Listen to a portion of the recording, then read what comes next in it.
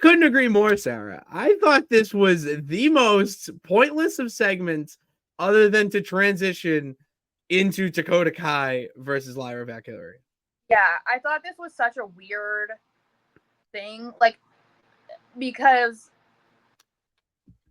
usually when they do something like this, when they're hyping up, like, oh, it's an in-ring interview with Michael Cole, like, there's usually a point to it. Like, they're addressing something that happened a week before, or, you know, they're going to announce something or whatever. Like, there's usually a reason for it.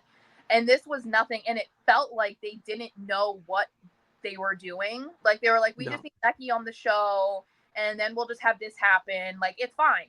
Because they literally had her out there to talk about how she was at the Kentucky Derby. Like, what are we doing? Oh, the hat. Yeah. It just felt weird. Like, I don't know. It didn't make any sense. It didn't add anything. Like, because then Liv comes out and is just like, I don't know why you didn't mention it. And it's like, really? Like, that was bizarre. That was so weird for her to just come out and be like, oh, you did all this, but you didn't mention me. Yeah, did you not hear like what she was doing? Yeah. So it's like they could have done something else to have officially announced that they were going to face off for the title at the pay-per-view.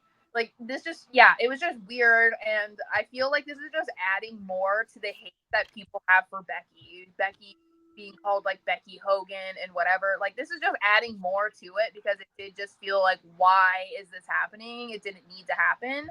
But it's so funny you bring up Becky Hogan, because this segment felt like it was her reaction to all those Becky Hogan comments and her not putting over talent online. Because if you listen to who Michael Cole listed off, they're all NXT. mm-hmm. And it was all about Becky talking about how great they were and putting them over. Well, but then also, like, come on, guys. Like, she literally lost her title, her NXT title, to Lyra, who was, like, called very early. I mean, I was surprised that she was called up in the draft this year.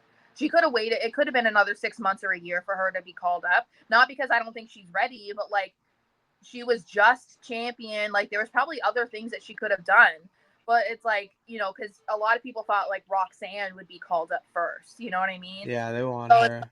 But, and then look at Tiffany. I'm not saying that all of them benefited from Becky, and that's the reason why they're in the positions that they're in. But to act like Becky doesn't put talent over when your profile picture is Charlotte Flair, I'm sorry, but the irony is not lost on me. Like, no, you're too good for that. Yeah, come on now. Like, that's what Becky is doing. Like, people just don't see the bigger picture. They just want all of their favorites to have the title. And it's like, but we've been down that road before, you know? Like, look at what happened with Liv when she won the title. Everybody wanted her to be, you know, after she won Money in the Bank because people wanted her to win Money in the Bank. Then she cashes in because people wanted her to be champion. And then look what they did. It did nothing for her. It did nothing for her. So it's like, people need to get over the title defining somebody, or you know what I mean? Like, no, that phrase, yeah. Yeah, exactly. like, there is a reason why Becky won the championship when and where she did, and why it's going to be so much better for Liv when she takes it off of Becky. So Dickie from the top ropes. Yeah. Exactly. Literally it. That's the other caveat. Which is, again, another irony, right? Because she helped put Lyra over in NXT, but the people who hate Becky don't want to acknowledge that. You know, it's like, you don't have to like Becky. Like, I don't like Charlotte, but, like, I think that when you have a certain criticism of somebody, it needs to be able to be backed up. You know, like, if you're saying, oh, Becky doesn't put people over, prove to me why she doesn't put people over. You know, like, prove to me how she doesn't do that. If I say it about Charlotte, there's plenty of proof. Plenty. So, plenty there. Especially when we're talking about, like, recent, like, the last 2 years of Becky's career. Not to mention, people complaining about how she became champion again. She hasn't been champion in 2 years.